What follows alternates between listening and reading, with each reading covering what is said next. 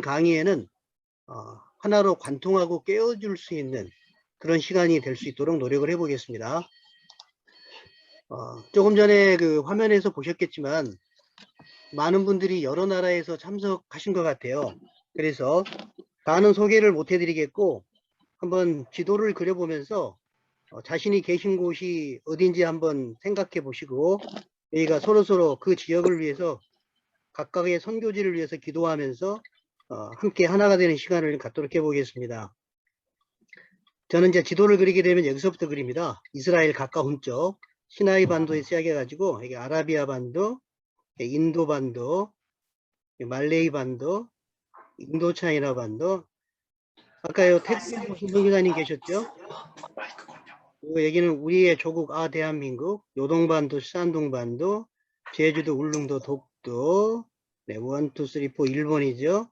수마트라, 자와, 보르네오, 셀레베스, 뉴기니, 오스트레일리아, 호주가 있고 뉴질랜드, 필리핀, 타이완, 여기 인도의 실론, 그리고 아프리카 대륙을 그려보겠습니다. 아프리카, 마다가스카르 섬.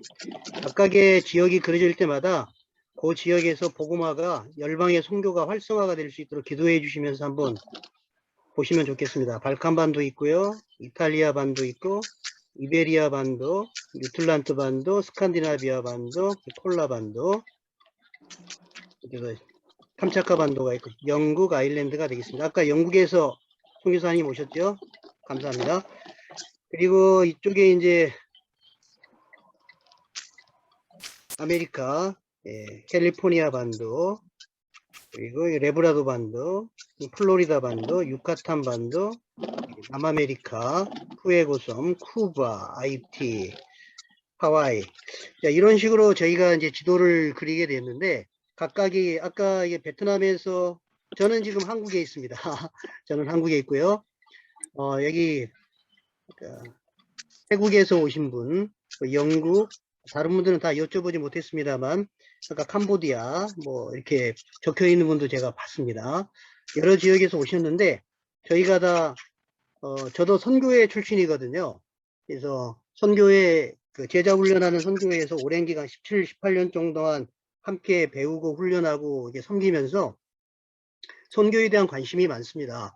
그래서 열방 선교가 이루어져야 되겠고요. 또 하나, 오늘 저희가 다룰 중요한 지역은 이 지역에 해당됩니다. 땅으로는 저희가 이스라엘 땅이죠. 조금 이따 언급되겠습니다만 성경에서는 세상 중심이 어디냐라고 했을 때 보십시오. 지구가 있습니다. 지구가 있으면 지구가 둥글잖아요. 지구가 둥글다 보니까 어느 지역을 찍든지 간에 자기 나라가 중심이라고 생각할 수 있습니다. 그러나 성경에서는 세상의 중심이 어디라고 말하고 있는 것 같습니까? 에스겔서에 보게 되면 세상의 중심은 이스라엘이라고 말합니다. 일부러 제가 지도를 이렇게 그렸거든요. 아메리카가 오른쪽에 가게 하지 않고 왼쪽에 가게 그렸는데 중앙에 보시게 되면은 이스라엘이 위치해 있습니다. 성경은 세상의 중심이 이스라엘이라고 언급을 하고 있습니다. 그래서 이 이스라엘 역사는요 시간과 공간의 만남이거든요. 이러한 공간 속에서 어떤 시간의 흐름 속에 이스라엘이 위치하고 있는지, 오늘날에는 어떤 상황에 위치하고 있는지 이것들을 중심으로 살펴보겠고, 현재 여러분들은 영국을 포함해서 다른 여러 나라에서 지금 오셔가지고 이 강의를 수강하고 계십니다. 감사한 건 지역이 다를지라도 우리의 비전은 같고 같은 줄을 같은 마음으로 부르는 모든 분들이 함께 이 강의에서 큰 깨달음과 개인적인 적용을 많이 얻으실 수 있기를 바랍니다. 자, 세계 여러 곳에서 오신 여러 선교사님들을 환영합니다. 제가 이 강의를 하게 된 이유는 단 하나입니다. 저는 지금 이스라엘 포럼의 이스라엘 교육원의 책임을 맡고 있는데요. 12월 달에 리더 교육을 하기 위해서 다른 모든 것들을 뒤로 하고 리더 교육에 집중해야 되겠다 이런 계획을 갖고 있었거든요.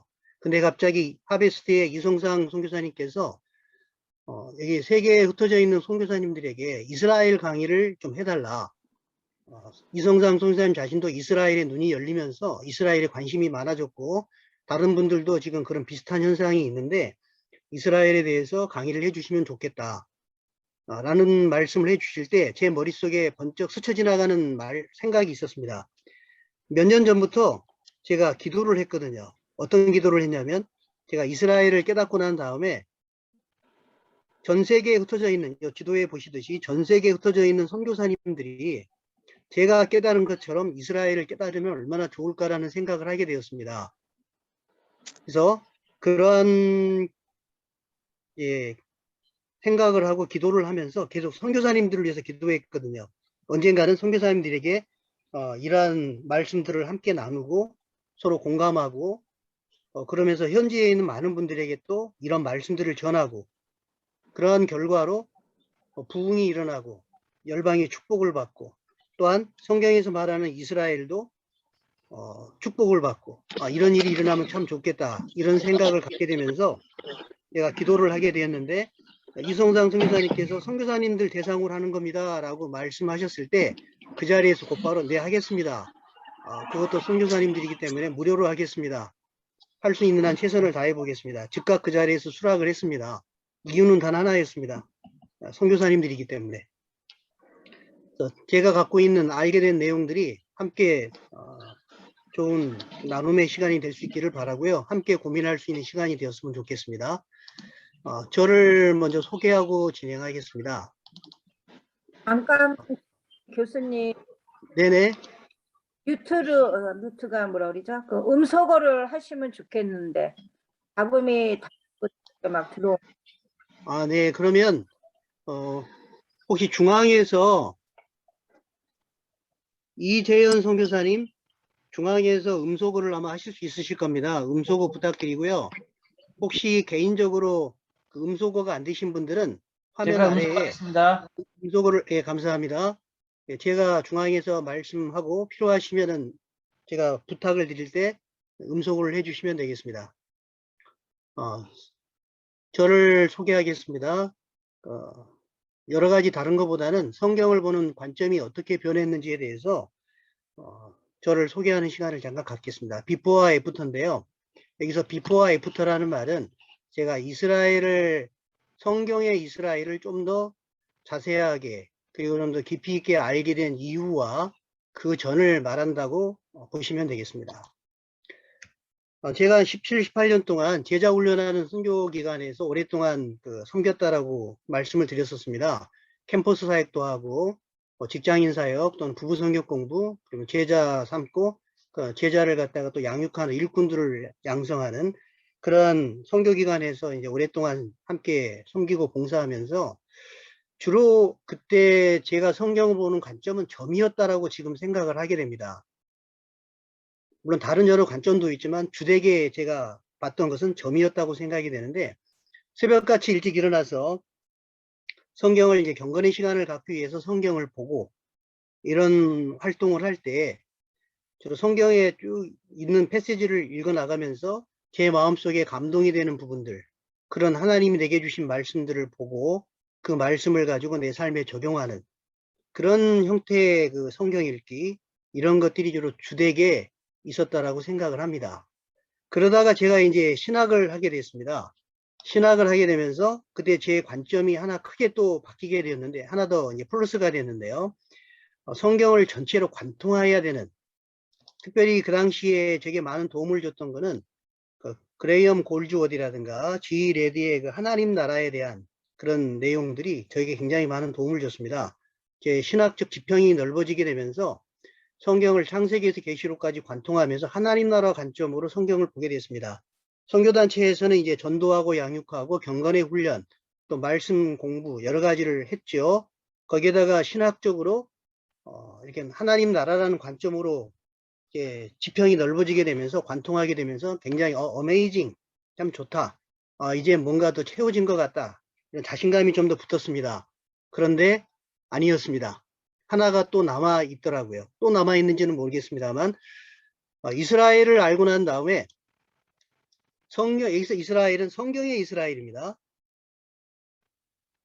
성경의 이스라엘을 알고 난 다음에 제가 알고 있던 점, 선에는 점이 다 연결되어 있는 거죠. 그리고 여기에도 점이 있고 다 이렇게 선이 연결되지 않겠습니까? 이스라엘을 알고 난 다음에는 이렇게 입체적으로, 화살표는 화살표인데 입체적으로, 유기적으로, 통전적으로 좀 더 전체를 더 입체적으로 볼 수 있는 그런 시각이 생겼다라고 제가 느끼게 되었습니다. 그러면서 성경이 좀 더 추상적이 아니라 좀 더 구체적으로 다가오고 실제적으로 다가오게 되었고요. 그래서 제가 교재 32쪽 일부러 써놨습니다. 성경 공부 교재를 이미 PDF 파일로 드렸는데요. 저하고 오늘 강의하실 때 가장 큰 유익을 얻으실 수 있는 것은 교재를 미리 보고 오시면 좋고요. 문제를 직접 풀어 오시면 더더욱 좋습니다. 결코 쉬운 내용이 아니기 때문에 문제를 풀어 오시고 나면 강의가 훨씬 더 자신의 것이 될 수 있을 거라고 보고요. 중요한 단어입니다. 빅 픽처. 성경을 큰 그림으로 보고 달리 말하면 역사성을 가지고 보라는 말씀을 해드리고 싶습니다. 메타 내러티브, 이야기 그 너머의 이야기, 그 이야기들이 다 엮어지는 그런 큰 그림을 볼 수 있기를 바라고요. 성경을 보는 저의 관점이 이스라엘을, 성경의 이스라엘을 알고 난 다음에 이렇게 바뀌었다라는 것을 말씀드리고 싶습니다.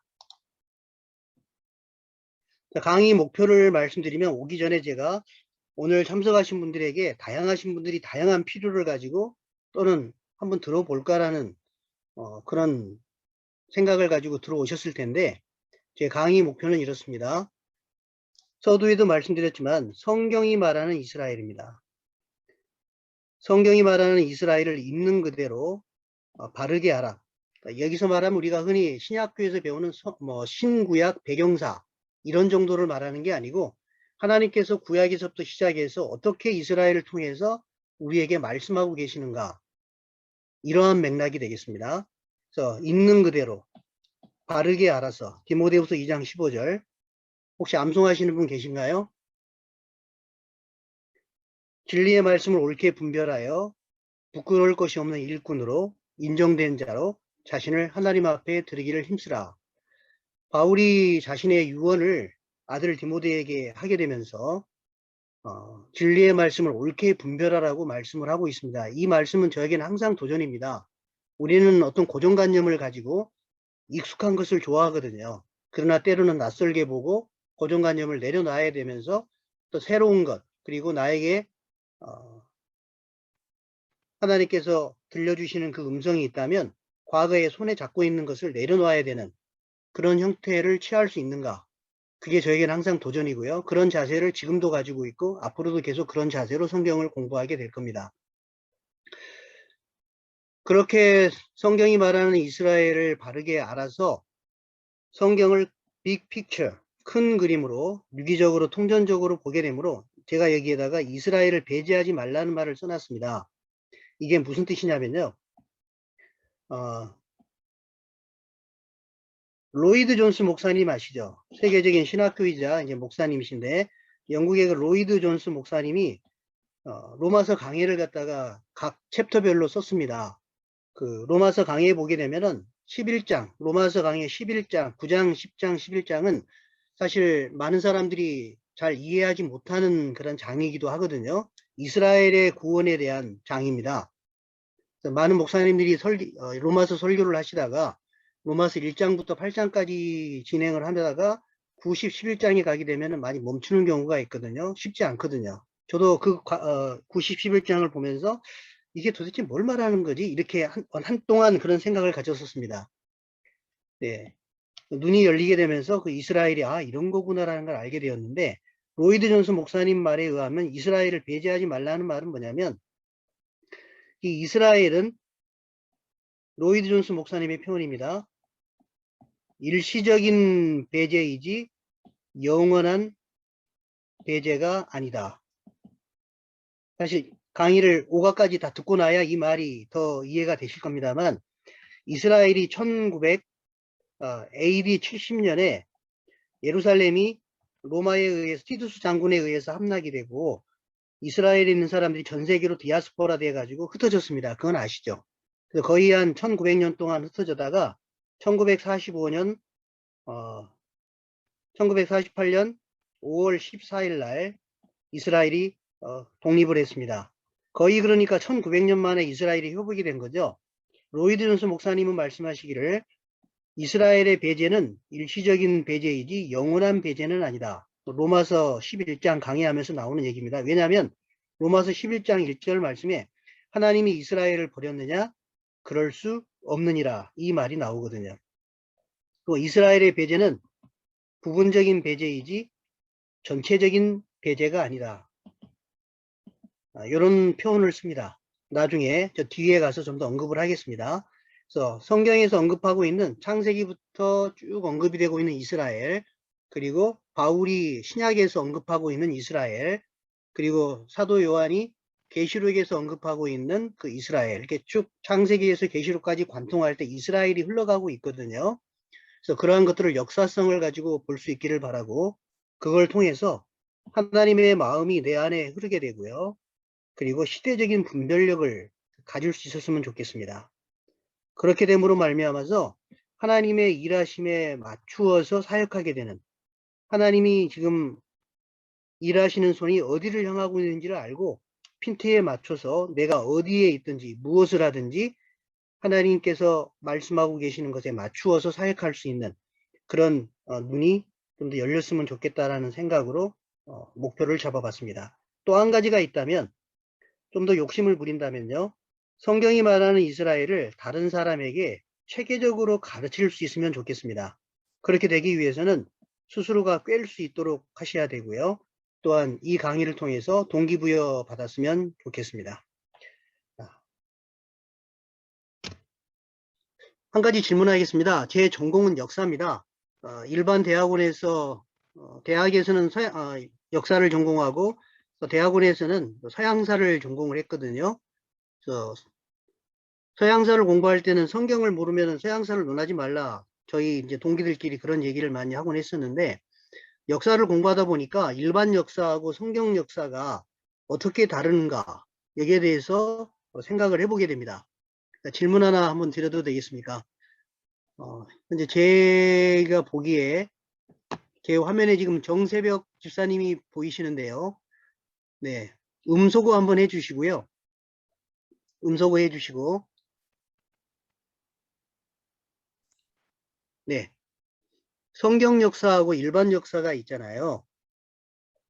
성경 네네. 역사하고 일반 역사의 가장 큰 특징이 있다면, 갑자기 질문을 받게 되시니까 좀 당황하실 수 있는데 생각해 보신 적이 없으실 수도 있고요. 어떻게 다른 것 같습니까? 일반 역사와 다른 성경 역사의 특징이 있다면 누군가가 물어본다면 뭐라고 대답하실 수 있을까요? 제가 느끼기에는 성경 역사는 중심이 이스라엘이다. 중심이 이스라엘이다. 네, 예, 맞습니다. 그것도 하나의 요소가 됩니다. 왜냐하면 실제로 일반 대학생들한테 성경책을 주고 이게 무슨 내용인지 한번 얘기해봐라. 안 믿는 일반 학생들한테. 그렇게 하고 그들의 이야기를 들었을 때 이거 이스라엘 역사책이네요. 이런 학생들이 많았다고 합니다. 그래서 성경을 보게 되면 안 믿는 사람들이 볼 때 이스라엘을 중심으로 펼쳐진 그 내용이네요. 또 뒤에서도 제가 그 이야기가 왜 사실인지 한번 말씀드리겠습니다. 네, 감사하고요. 정경란 선교사님, 일단은 제가 어떤 신분이신지 모르시기 때문에 일단 호칭은 선교사님으로 부르도록 하겠습니다. 이 방이 선교사님 방이라고 제가 알고 있기 때문에요. 네, 정경란 선교사님, 혹시 일반 역사와 다른 성경 역사의 특징이 무엇일까요? 성경은 히스토리라고 했기 때문에 네네. 예수님의 역사라고 생각을 하고요. 네네. 일반 역사는 그 어떤 시대의 주인공과 그 시대의 흐름을 역사화한 것이다. 이렇게 나눠서 보고 있는데요. 네, 맞습니다. 맞는 답이시고요. 성경 역사는 흔히들 우리 신학교에서 배우게 되면 구속의 역사다라고 말씀을 하고 있죠. 예수님께서 중심이 되시는 구원의 역사. 네, 맞습니다. 근데 제가 여기에서 한 가지 강조하고 싶은, 말씀드리고 싶은 중요한 특징은 뭐였냐면요. 이런 내용입니다.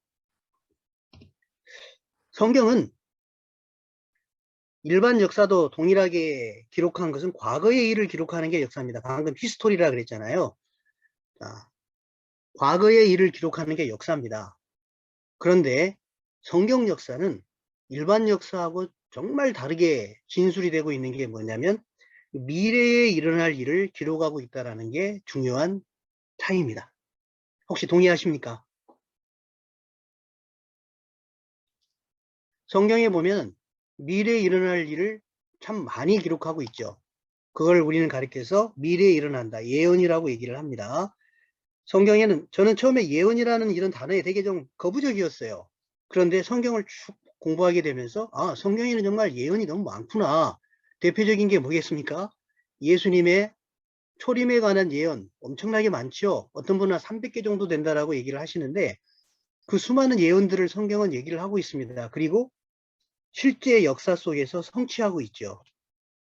이런 거 한번 물어보셨습니까? 하나님은 왜 그렇게 하셨지? Why? 질문을 잘하는 학생이 좋은 학생입니다. 이 구절을 조금 전에 우리 김형옥 권사님이시라고 하셨나요? 네, 김형옥 권사님 한번 이 구절을 읽어봐 주시면 감사하겠습니다. 네. 나 여호와가 말하노라 너희 우상들을 소송하라. 야곱의 왕이 말하노라 너희는 확실한 증거를 보이라. 장차 당할 일을 우리에게 진술하라. 또 이전 일이 어떠한 것도 알게 하라. 우리가 마음에 두고 그 결말을 알아보리라. 혹 앞으로 올 일을 듣게 하며 뒤에 올 일을 알게 하라. 그리하면 너희가 신들인 줄 우리가 알리라. 또 복을 내리든지 재난을 내리든지 하라. 우리가 함께 보고 놀라리라. 네, 아멘. 그 이사야 41장에 이사야 선지자가 이런 지금 말씀들을 적어놨습니다. 하나님께서 지금 소송을 하고 있습니다. 확실한 증거를 우상에게 얘기하고 있는 거죠. 야, 우상들아, 확실한 증거 보여봐라. 그 확실한 증거가 뭡니까? 미래에 일어날 일들을 진술하라, 이런 내용입니다. 이사야 41장 이 부분을 보면요. 장차 당할 일을 말해봐라. 노란색을 보시기 바랍니다. 앞으로 올 일을 듣게 해봐라. 그 뒤에 있을 일들을 알게 해봐라. 그러면 파란 글씨, 그래야면 우상 너희가 신들인 줄 알리라. 네가 진짜 신이야? 그러면 앞으로 미래에 일어날 일들을 얘기해봐라. 여기 어떤 뉘앙스가 들어있겠습니까? 너희들은 그것을 한다 못한다? 너희들은 그것을 할 줄 모른다는 거죠. 그렇지만 나는 할 수 있다. 내가 참 신이기 때문에 역사를 주관하는 나는 미래에 일어날 일들을 이미 예정하고 또한 하나님의 섭리 가운데서 이끌어간다라는 걸 나는 말할 수 있다. 너는 그러나 우상, 너는 가짜이므로 그걸 못한다. 이게 지금 이사야 41장에서 말하고 있는 내용입니다. 예언의 중요한 기능은요. 데리 프린스는 이런 언급을 했어요. 하나님의 백성에게 하나님의 예정하심에 대하여 분명한 비전을 제시할 수 있는 것이다. 잠언 29장 18절. 묵시가 없으면, 영어로는 비전이죠. 비전이 없으면 백성이 방자히 행하거니와. 하나님께서 우리에게 분명한 비전을 제시해 주기 위해서 예언을 또 우리에게 주고 계십니다. 구체적으로 하기 위해서 제가 가져와 봤습니다. 이런 도표를 제가 그려봤거든요. 성경에 예수님과 관계된 예언이 많아요. 정말 중요한 예언이죠. 성경의 주제가 예수님인데 인류 역사에서 중요한 두 가지 봉우리가 있지 않습니까? 초림이라는 봉우리가 있고 재림이라는 봉우리가 있습니다. 예수님의 초림에 대한 예언이 성경에 수없이 많이 나와 있죠. 예를 들면 미가서 5장에 보면 구체적인 지역을 찝고 있습니다. 베들레헴. 이사야에는 한 아기가 태어날 거다. 현재 지금 대림절이잖아요. 그래서 예수님의 오심을 지금 기념하는 그런 시기로 저희가 삼고 있는데 한 아기가 태어날 거다. 아기가 나타난다라고 구체적으로 명시하고 있습니다. 그러면서도 아들이라고 표현하고 있습니다. 예언이죠. 이사야서에 예언되어 있고 이것이 나중에 700여 년 지난 다음에 마태복음에 보게 되면 성육신한 모습을 마가가 이렇게 기록하고 있지 않습니까? 스가랴 9장에 보면 엄청나게 또 자세하게 나옵니다. 나귀 타고 오실 거다. 그것도 새끼 나귀를 타고 오실 것이다 라고 얘기합니다. 하나님은 정확하십니다. 그리고 그거를 역사 가운데서 분명히 이루십니다. 하나님은 예언하시고 그걸 역사 가운데서 성취하시면서 뭐 하신다고요? 내가 참 신이다. 이거를 보여주시는 겁니다. 하나라도 틀리면 하나님은 참 신이 아니시죠. 그 위험한 행위가 될 수 있잖아요. 그러나 하나님은 전능하신 하나님이시므로 예언하시고 역사 가운데서 성취하십니다. 우리는 이 내용들을 다 알고 있습니다. 이미 2000년 전에 이루어진 일이니까요. 그런데 성경은 분명히 예수님이 다시 오신다라고 얘기하고 있습니다. 의외로 우리 시대에 이 재림에 대한 설교가 사라졌어요. 왜 그러는 줄 아십니까? 예전에 다미선교회라 그래서 다가오는 미래를 대비하라 이런 잘못된 종말론주의자들이 판을 치게 되면서 다들 한번 대여본 경험이 있습니다. 오발탄이었죠. 그러면서 이제 2단 시비에 그런 거 걸리면 안 되니까 강단에서 주님의 다시 오심에 대해서 성경은 그토록 주님의 다시 오심을 사모하라고 얘기하고 있건만 예수님의 재림에 대해서 또는 뭐 천국에 대해서 설교하는 게 정말 드물게 됐습니다. 혹시 여러분들은 최근에 예수님의 재림과 천국에 대한 설교를 들어보신 게 언제이십니까? 최근에 어떤 목사님 설교를 들었는데 한 30년 정도 사역하셨는데 설교 시간에 그런 말씀 하시더라고요. 대림절 주간인데 제가 이런 설교를 아마 처음 하는 것 같네요 하면서 천국에 대한 설교를 하셨어요. 저도 깜짝 놀랐습니다. 그래서 우리가 흔히들 이 재림에 대한 설교에 관심을 가져야 될 시기가 또한 됐다라고 생각이 되고요. 여기에 대한 수많은 예언들이 있습니다. 초림보다도 더 많은 퍼센테이지로 재림에 대한 예언이 성경에 나온다는 거 아시죠? 그럼에도 불구하고 이 부분에 대해서는 많이 연구하지 않고 생각하지 않고 또 설교를 하지 않습니다. 베드로전서 1장에 보게 되면 우리가 주님의 다시 오심에 대해서 선지자들이 깊이 연구하고 상고하고 그걸 조사해서 너희들을 위해서 밝혔다라고 얘기를 하고 있습니다.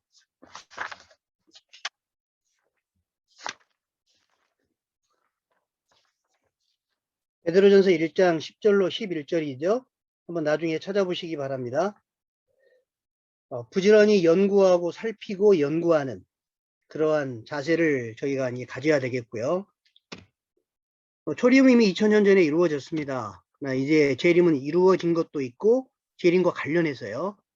이루어져야 되는 것들도 앞으로 남아 있습니다. 특별히 나중에 공부하시다가 아시겠지만 이스라엘과 관련해서 이스라엘은 성경을 담는 그릇이거든요. 가만히 보시면 아마 아시게 될 겁니다. 아마 여기에 관심을 많이 안 가지셔서 모르실 수도 있는 분도 계실 텐데 아까 저에게 이스라엘은 눈이 열렸어요 하시는 분들 계시는데 그런 분들은 제 말이 조금 더 이해가 되실 겁니다. 그래서 이스라엘 예수님이 오시게 될 때 로마서 9장에 보면 이스라엘의 역할 중에 하나가 뭐냐면 이스라엘이 가진 9가지 그 복에 대해서 쭉 언급을 하면서 사도 바울이 이스라엘에서 예수님이 나셨다 이런 표현을 쓰고 있습니다. 이스라엘의 중요한 역할 중에 하나는 2000년 동안 쭉 메시아의 오심을 준비하는 그런 어떤 그릇이라 그럴까요? 그런 역할을 이스라엘이 담당을 했고요. 그러다가 역사의 무대에서 사라졌다가 1948년에 이스라엘이 다시 기적적으로 회복이 됐습니다. 성경에 보면 예수님이 다시 오시기 전에 이스라엘의 회복에 대해서 언급하고 있는 게 있습니다. 그런 측면에서 이스라엘의 그 역할, 이것을 성경 속에서 어떤 역할과 위치를 차지하고 있는지 우리가 공부해보고 부지런히 살펴서 알려야 될 그런 책임, 그런 깨달음 이런 게 필요하리라고 생각이 됩니다. 한 가지 여러분에게 묻겠습니다. 화면에 송용관 선교사님, 제가 질문 하나 드려도 되겠습니까?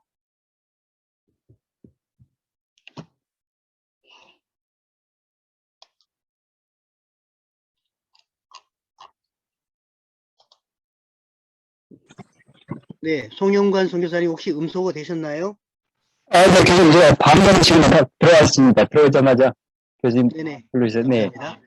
예, 아마 개인적으로 현재 가장 기다리는 것이 무엇냐고 물어보게 된다면 뭐라고 혹시 대답하시겠습니까? 가장 네, 기다리는 것, 네. 모르겠어요. 깊이 생각을 안 해봤는데, 최근에 가장 기다리는 것은 저 딸내미로 본 지 오래돼서 네네. 그게 이제 인간적인 거 가장 이제 기다리는 것일 것이고요. 네네. 또 하나는 뭐 예수님 오시기를 이제 기다리는 한 부분이겠죠. 네, 감사합니다. 아마 현실적으로 저희가 일상생활에서 기다리는 거는 조금 전에 헤어져 있는 분들은 함께 그리운 사람을 만나는 거, 또 이 화면에 나와 있는 동화책입니다. 제가 제 딸아이하고 나는 기다립니다. 굉장히 좋은 동화더라고요. 생각하게 만드는 동화인데요. 아주 제 아이가 어렸을 때 이 책을 가지고 하부루타를 했습니다. 서로 질문해 가면서 넌 뭐를 기다리니? 이렇게 질문하고 결국은 이제 예수님의 다시 오심을 기다리는 것까지 같이 이 얘기를 나누고 했었는데요. 뭐 결혼을 원하는 신랑 신부들은 결혼을 굉장히 기다리겠죠. 어떤 면에서는 믿는 우리가 성경에서는 신부라고 얘기하고 있고 그 신부도 앞으로 정결한 신부가 되라고 얘기하고 있잖아요. 요한일서 3장 2절 3절 주님의 나타나심을 기다리는 자마다 우리 주님의 깨끗하심과 같이 자기를 깨끗하게 할지니라. 정결한 신부로 우리가 주님을 맞을 준비를 해야 된다라고 생각이 되고요. 또 이게 신랑 신부는 결혼할 날짜를 기다리잖아요. 영적으로도 마찬가지라고 생각이 됩니다. 또 이제 집이 없으신 분들은 집을 구입하는 거, 또 선교지에서 많은 영혼이 구원을 얻는 거, 때로는 이제 교회 건물이 없을 경우에 교회 건물이 세워지는 거 등등등 여러 가지 기다리는 제목들이 있을 겁니다. 또 결혼하지 않는 자녀가 있는 집에서는 빨리 결혼했으면 좋겠다. 또는 대학을 입학하게 될 경우에는 대학 합격을 기다린다. 여러 가지 기다림이 있겠죠. 뭐 그런 기다림들이 다 하나님께서 채워주시길 바라고요. 그러나 모든 성도들이 요한계시록 22장을 덮으면서 경건한 성도들이 하는 기도가 있지 않습니까? 공통적으로 하는 기도가 뭘까요? 내가 진실로 속히 오리라 하거늘 아멘 주 예수여 오시옵소서. 모든 경건한 성도들이 계시록을 덮으면서 하는 기도가 이 기도라고 생각을 합니다. 아멘 주 예수여 오시옵소서. 혹시 여러분의 마음속에는 이 기도가 몇 % 정도 자리를 잡고 계십니까? 한번 솔직하게 스스로에게 물어보시기 바랍니다. 초대교회 성도들은 정말 이 기도가 간절했습니다. 고통 가운데 살았을 테니까요. 카타콤에 살았던 성도들 얼마나 이 말씀이 간절했겠습니까? 세상 소망보다 예수님 다시 오시는 그런 소망이 정말 간절했을 겁니다. 오늘날에도 마찬가지죠. 고통 중에 있는 많은 성도님들 정말 아멘 주 예수여 오시옵소서 이 기도를 하고 있고요. 또한 이 세상의 악함과 부조리와 정의롭지 못한 모습을 볼 때 아멘 주 예수여 어서 오시옵소서 이런 기도가 절로 나오게 될 겁니다. 그러면서 어떤 사람들은 제가 하는 이런 기도를 하게 될지도 모르겠네요. 한번 부탁드려도 되겠습니까? 혹시 제 화면에 박준표 선교사님 혹시 읽으실 수 있으시면 네 마태복음 3장 말씀 한번 읽어주시면 감사하겠습니다. 잠깐만요. 여기 화면에 나옵니까? 네네 화면에 있는 말씀입니다. 제가 읽겠습니다. 마태복음 3장. 그때 세례 요한이 이르러 유대 광야에서 전파하여 말하되 회개하라 천국이 왔느니라 하였으니 그는 선지자 이사야를 통하여 말씀하셨다.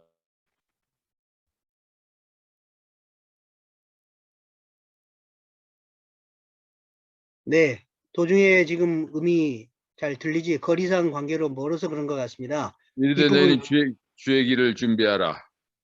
그가 오실 길을 곧게 하라 하였느니라. 마태복음 네. 3장 1절 3절 말씀. 감사합니다. 예, 성탄절이 얼마 남지 않았습니다. 그래서 대림절 지금 준비하는 기간 동안에 이 말씀을 강대상에 뒤에 걸어놓는 그런 교회도 있을 겁니다. 너희는 주의 길을 준비하라. 그가 오실 길을 곧게 하라. 세례 요한이 2000년 전에 예수님의 오실 길을 예비하면서 왕이 오시는데 그냥 오시면 안 되잖아요. 그래서 주의 길을 준비하라, 오실 길을 곧게 하라 이런 메시지를 전했습니다. 초림 때 이런 메시지를 전했죠. 광야에 외치는 자의 소리였습니다. 마찬가지로 우리 주님, 아멘 주 예수에 어서 오시옵소서 이렇게 기도하면서 주님의 다시 오심을 고대한다고 할 때 우리가 세례 요한처럼 이제 주님의 초림뿐만이 아니라 주님의 재림을 사모한다면 주님의 오실 길을 준비하고 주님의 오실 길을 곧게 하는 그런 역할을 해야 되지 않는 것인가, 이런 생각을 해보게 됩니다. 당연히 그런 생각을 해야 되겠죠. 제가 2018년도 12월 대림절 주간에 이 말씀을 보게 됐습니다. 그러면서 마음속에 하나님께서 강력하게 제 마음에 그 울림을 주셨던 게 있었는데, 하나님, 제가 여전히 아멘 주 예수에 오시옵소서, 주님의 오심을 고대하고 준비하는 자세로 거룩한 신부로 살아가기로 다짐하고 살아왔지만 2019년부터는 저에게 주신 깨달음을 따라 주님의 오실 길을 준비하는, 주님의 오시는 길을 곧게 하는 그런 사역의 원년으로 삼고 제가 한번 살아보겠습니다. 이런 고백을 하나님께 드리게 됐습니다. 그래서 혹시라도 여러분 마음속에 이런 마음이 드신다면 오늘날 제2의 세례 요한처럼 지금 이 시기가 주님의 2000년 전에 오심을 기념하고 또한 더불어서 앞으로 다시 오실 예수님을 사모하는, 고대하는, 그런 준비하는 그런 시간이라면 이 말씀을 마음속에 깊게 받으시는 분들은 그러한 또 새로운 사역에 결심을 하시면 좋지 않을까 생각을 해보게 됩니다. 책 제목을 아까 제가 뭐라 그랬습니까? 시온의 대로. 시온의 대로가 이제 이런 말들하고 연결됩니다. 그리고 부제가 뭐였냐면 이스라엘과 다시 오실 예수님입니다. 예수님이 다시 오심과 관련해서 정말 중요하게 우리가 바라봐야 될 한 주제가 있으니 그게 이스라엘입니다. 성경에서 굉장히 지속적으로 강력하게 계속 언급하고 있는 게 있는데, 그 이스라엘을 통해서 하나님께서 시간표를 알려주고 계신다라고 보시면 됩니다. 이스라엘은 하나님의 시계입니다. 이스라엘은 하나님의 시계입니다. 그래서 지금 어느 시점에 와 있는지를 이스라엘을 통해서 보면 알 수가 있거든요. 다시 오실 예수님을 우리가 생각하게 될 때 이스라엘을, 성경에서 말하는 이스라엘을 정확하게 알아야 주님의 다시 오심과 관련해서 저희가 더 깊이 있는 이해에 도달할 수 있으실 겁니다. 자, 성경에서 하나님의 그 빅픽처라고 얘기했을 때 키워드 하나만 고른다면 여러분들은 어떤 단어를 고르시겠습니까? 한번 제가 여쭤보겠습니다. 우리 그 빌손이라고 해주신 이재현 선교사님, 이재현 선교사님.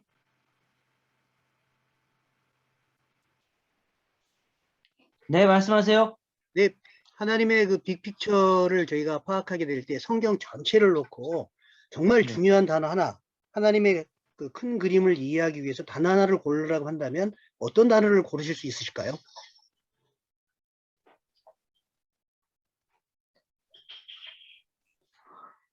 언약의 성취. 네, 언약의 성취. 네, 정말 중요한 단어를 골라주셨습니다. 네, 언약의 성취. 성경 창세기에서 계시록까지 관통하는 주제 중에 하나입니다. 여러 주제 중에 하나인데, 이 언약의 성취에 대해서는 저희 일과에서, 다음 시간에 할 일과에서 총 7개 언약이 성경에 크게 언급이 되어 있습니다. 그 7대 언약에 대해서 중심으로 창세기에서 계시록까지 언약을 중심으로 한번 살펴보면서 하나님이 어떻게 언약을 완성해 가시는지 창조 언약부터 해서 살펴보도록 하겠습니다. 저 같은 경우에는 언약도 고를 수 있지만요, 어떤 사람은 또 하나님의 나라 뭐 이런 단어를 고르시기도 하지요. 저는 같은 표현이긴 한데 메시아라고 고르겠습니다. 메시아. 히브리어로 메시아, 헬라어로는 그리스도죠. 네, 구원자, 이런 뜻을 가진 메시아라는 단어를 고르겠습니다. 왜 제가 이 단어를 골랐냐면 다음 그 일과에서 공부하게 되시겠습니다만 미리 한번 공부를 해 보십시오. 공부하고 오시면 좋습니다. 창세기 1장 27절부터 시작되는 요 창조 언약에서부터 시작해 가지고 7가지 언약을 쭉 공부를 하시게 될 텐데요. 구약 성경에서 계속 언약에 대해서 언급을 쭉 하게 됩니다.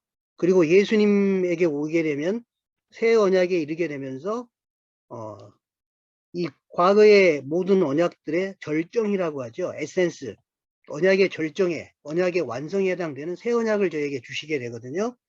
그런데 이 언약에 의해서 창세기 3장 15절에 보시게 되면 하나님이 인간을 창조하시고 타락하고 난 다음에 내버려 두지 않으시고 구속의 역사를 써내려 가십니다. 그리고 결국은 역사를 완성하시게 되는데 이 과정 속에서 처음으로 하신 약속이 창세기 3장 15절이거든요. 여인의 후손이 뱀의 머리를 갖다가 밟게 될 것이다. 이미 우리는 알고 있죠. 여인의 후손은 남자의 후손이 아니라 여자의 후손, 여자의 후손은 이미 예수님이라는 걸 우리는 알고 있습니다.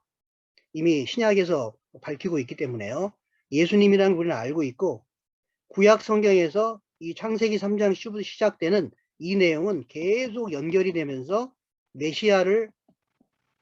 메시아의 오심을 언급을 하고 있습니다. 결국은 2000년 전에 예수님께서 오심으로써 이 메시아가 바로 예수님이라고 하는 걸 우리는 알고 있죠. 그래서 구약은 한마디로 메시아 대망 사상을 언급하고 있습니다. 계속해서 메시아가 온다. 메시아는 이런 조건을 가져야 된다 하면서 아브라함에게, 다윗에게 쭉 언급을 해주고 있습니다. 구체화시키죠. 그리고 나서 그분이 바로 모든 조건을 맞으신 분이 바로 마태복음 1장 1절 구약 성경 전체를 요약하면서 아브라함과 다윗의 자손 예수 그리스도의 세계라 하면서 예수님의 족보가 나옵니다. 예수님께서 바로 메시아다. 그토록 기다리던 메시아가 바로 예수님이다. 구약 성경은 메시아를 계속 강조하고 있는 그런 성경이거든요. 그리고 예수님에게로 이 메시아가 이제 연결되게 되고 신약에 오게 되면은 사도행전에 한번 읽어보십시오. 저는 사도행전을 앉은 자리에서 통으로 읽으면서 깜짝 놀랐습니다. 매 장마다 여러분, 우리가 그토록 구약 성경에서 기다렸던 메시아가 예수님이십니다. 매 장마다 그 선포가 있습니다. 한번 그런 관점에서 읽어보세요. 예수님이 메시아입니다. 예수 그리스도. 너희가 십자가에 못 박혀 죽인 이 예수를 하나님이 주와 그리스도가 되게 하셨느니라. 계속 메시아를 언급하고 있습니다. 뿐만 아니라 고린도전서를 한번 보시면요. 아마 깜짝 놀라실 겁니다. 고린도전서 1장 1절로부터 10절을 보시게 되면 이 짧은 19절에요. 19절에 예수 그리스도. 다른 말로 예수님 메시아. 이 표현이 사도 바울은 10번을 사용합니다. 예수님이 메시아라는 그 표현, 사도 바울에게 있어서도 굉장히 중요한 표현이죠. 우리가 기다리던 메시아가 예수님이다. 그 예수님을 전한 거였습니다. 복음의 핵심이 예수님이었죠. 그래서 저는 성경의 키워드를 예수님, 메시아라고 일단 저는 언급을 하고 지나가겠습니다. 다른 표현으로도 쓸 수 있지만 그럼 과연 구약에 예수님이 많이 나타나는가? 신약에야 예수님이란 단어가 많이 나오지요. 하지만 구약에는 예수님이란 단어가 정말 많이 언급이 되어 있습니다. 창세기에 나중에 제가 일과에서 배우게 될 겁니다. 잠깐만 언급하고 지나갑니다. 창세기에서 이런 표현에 의해 출애굽기, 레위기, 민수기, 신명기, 여호수아, 룻기 이 모든 구절에 예수님에 대해서 지금 언급하고 있고 예수님의 십자가에 대해서 예수님의 피에 대해서도 많이 나타나는 걸 보게 됩니다. 나중에 한번 일과할 때 좀 더 언급을 해드리겠습니다.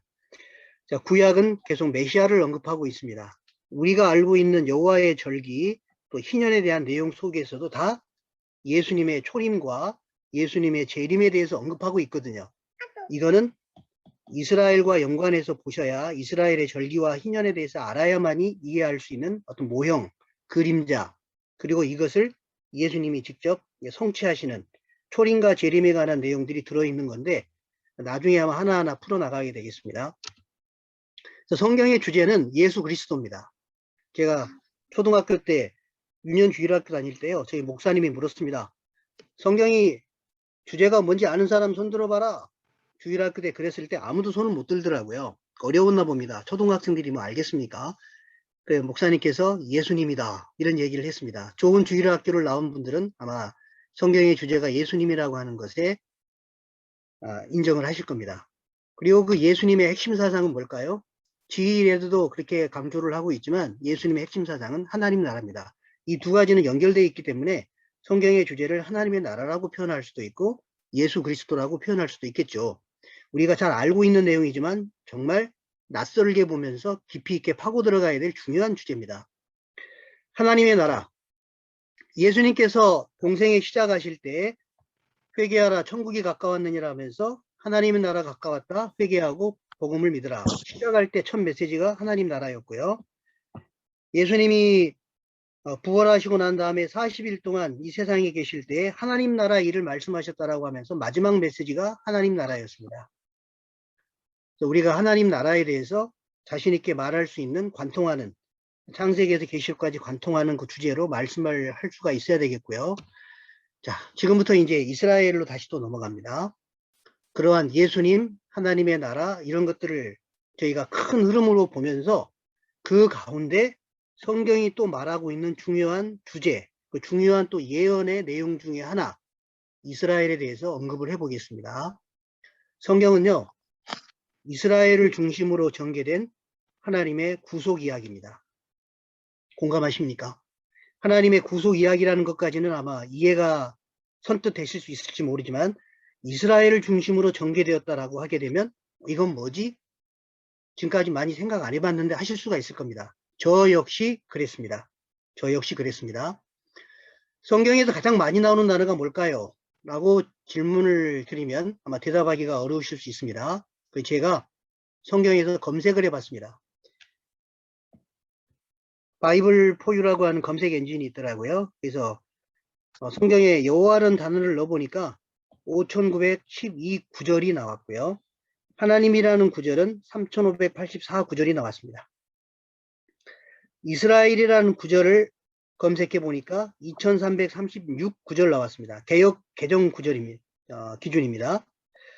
신구약 31,089 구절이라고 했을 때 이거를 2336 이게 나누게 되면요 총 13구절에 해당됩니다. 그러니까 성경에 13구절마다 이스라엘이라는 단어가 나온다라고 보시면 되겠습니다. 굉장히 많이 나오죠. 굉장히 많이 나옵니다. 신성윤 박사님이라고 저희 이스라엘 포럼에 공동대표로 이스라엘 포럼 내에는 신학교 교수님들이 주축이 된 이스라엘 신학 포럼이 있고요.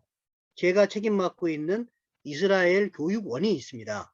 네, 신학자이신 신성윤 박사님은 히브리어 전공가인데요. 히브리어에서 굉장히 한국에서는 권위자입니다.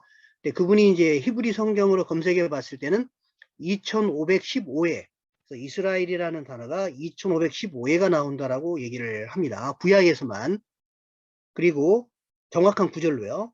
또 이스라엘의 원포 이스라엘에서 운영하는 그 히브리 그 대학에서는 데이비드 미시킨이라고 하는 신약 교수가 신약에서는 이스라엘이라는 용어가 75회가 나오는데 이 이스라엘이라고 하는 단어는 어떤 영적인 이스라엘이 아니라 신약에서 사용된 요 용어는 실체적인 민족적이고 육적인 그러한 이스라엘을 말하는 것이다. 영적인 이스라엘을 말하는 게 아니라 가시적인 그 이스라엘을 말하고 있는 것이다. 라고 언급을 해주고 있습니다. 또 어떤 신학자는 이런 얘기를 하죠. 성경의 이스라엘은 성경을 담는 그릇이다. 곰곰이 한번 생각해 보십시오. 성경 내용을 보여주는 창문과 같다. 그래서 이스라엘을 모르면요.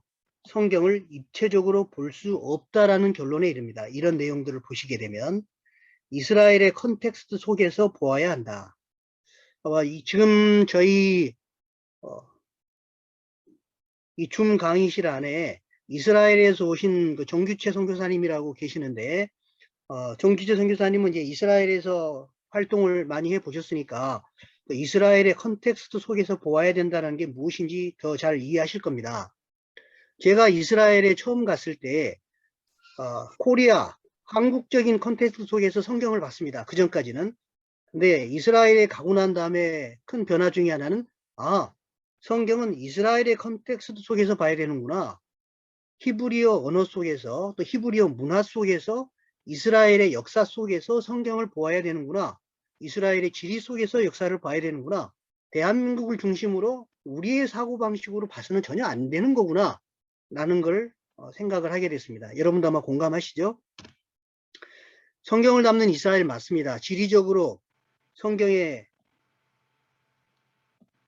공간은 이스라엘 땅에서 이루어진 내용입니다. 이스라엘 땅에서요.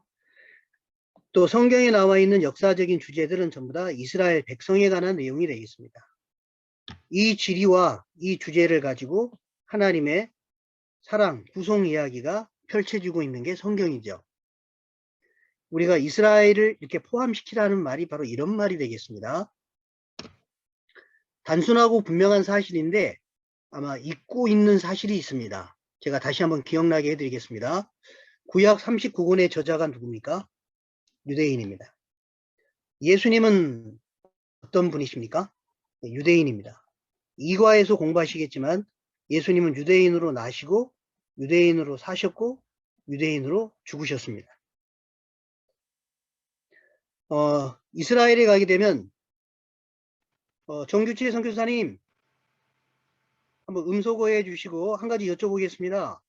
네, 이스라엘에서 오랫동안 생활하셨는데 거기 주기도문 교회 아시죠? 네.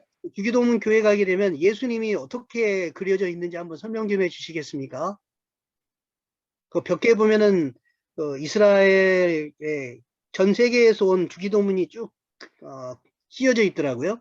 네, 그렇죠. 거기에 나와 있는 예수님의 모습이 다 어떤 모습입니까? 그 자기 나라 복장을 하고 있는 예수님 모습 아닌가요? 맞습니다. 네. 우리나라에서도 한글로 된 주기도문이 있더라고요. 한복을 입고 있어요.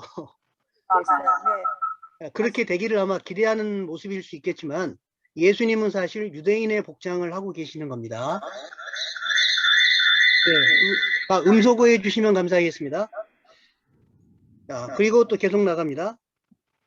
이집트 피난을 제외하고서 복음서에서 일어난 모든 사건들은 어디에서 일어났을까요?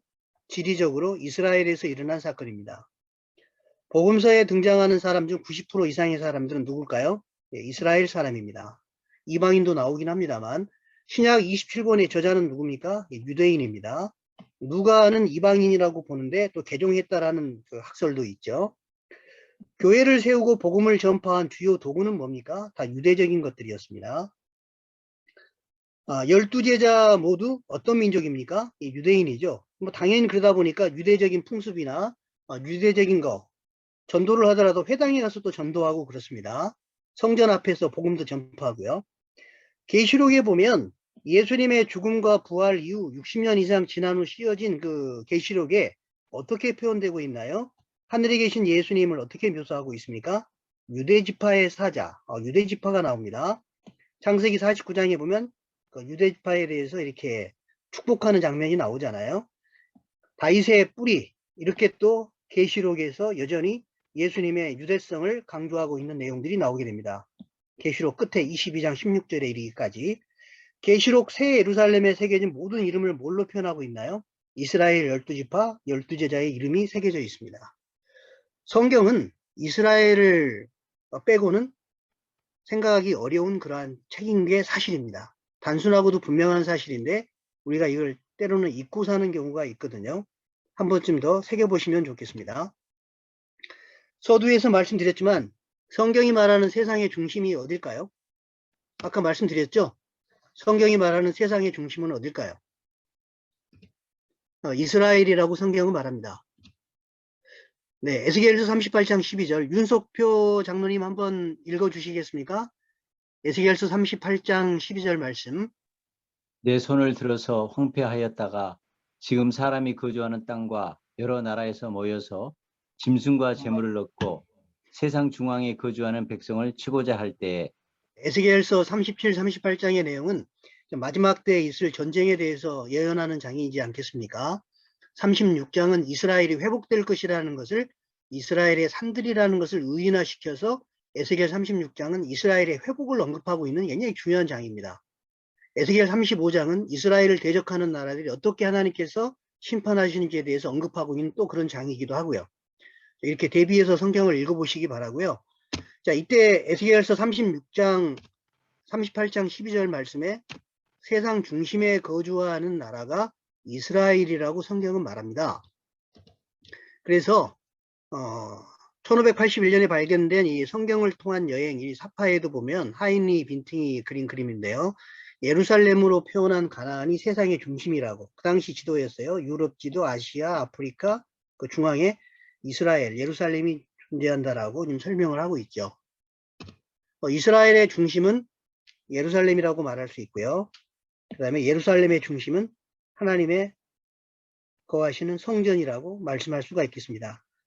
네, 예루살렘은 다른 말로 시온이라고 하죠. 제가 아까 책 제목을 시온의 대로라고 했을 때 하나님이 계신 성전, 그것을 향하는 마음, 그러한 신앙, 그러한 표현으로도 이게 쓰여질 수 있고요.